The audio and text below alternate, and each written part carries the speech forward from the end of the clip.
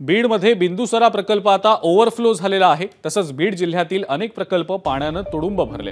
तसंच जायकवाडीमध्ये पाण्याचा विसर्ग वाढल्याने माजलगावच्या उजव्या कालव्यात पाणी सोडण्यात आलेलं आहे आणि त्यामुळे उद्या दिवसभरात कधीही गोदावरीचं पाणी माजलगाव धरणामध्ये भरायला सुरुवात होणार आहे आणि याचाच आढावा आमचे प्रतिनिधी गोविंद शिळके यांनी घेतलाय। आपण पाहूया। बीड शहराला पाणी पुरवठा करणारं बिंदुसरा धरण आता ओव्हरफ्लो झालंय। खरं तर मागच्या काही दिवसांमध्ये जो काही पाऊस बीड जिल्ह्यामध्ये पडतोय त्यामुळे जिल्ह्यातील बहुतेक छोटे मोठे पाण्याचे प्रकल्प तुडुंब भरून वाहत आहेत। सगळ्यात शेवटी भरलेला प्रकल्प हा बिंदुसरा आपण बघताय की छोट्या चादरीवरून पाणी पडायला सुरुवात झाली आहे।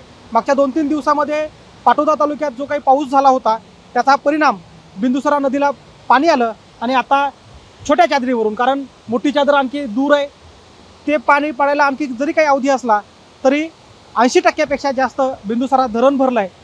आणि यासोबतच जायकवाडी धरणामध्ये पाण्याचा मोठा विसर्ग असल्यामुळे गोदावरी नदीला आता पाणी सोडण्यात आलं आहे। माजलगावच्या उजव्या कालव्यातून माजलगाव धरणासाठी पाणी सोडण्यात आलं आहे आणि तेही पाणी साधारणतः उद्या दिवसभरामध्ये कोणत्याही क्षणी माजलगाव धरणामध्ये पोहोचू शकतं। एकीकडे मांजरा धरण भरायला सुरुवात झाली आहे, बिंदुसरा ओव्हरफ्लो होत आहे आणि मागच्या काही वर्षामध्ये ऑगस्ट महिन्याच्या शेवटीच बीड जिल्ह्यातील सगळे पाण्याचे प्रकल्प भरल्याचं चित्र, हे दुर्मिळ चित्र यावर्षी खरं तर आपल्याला पाहायला मिळते असं म्हटलं तर ते चुकीचं ठरणार नाही।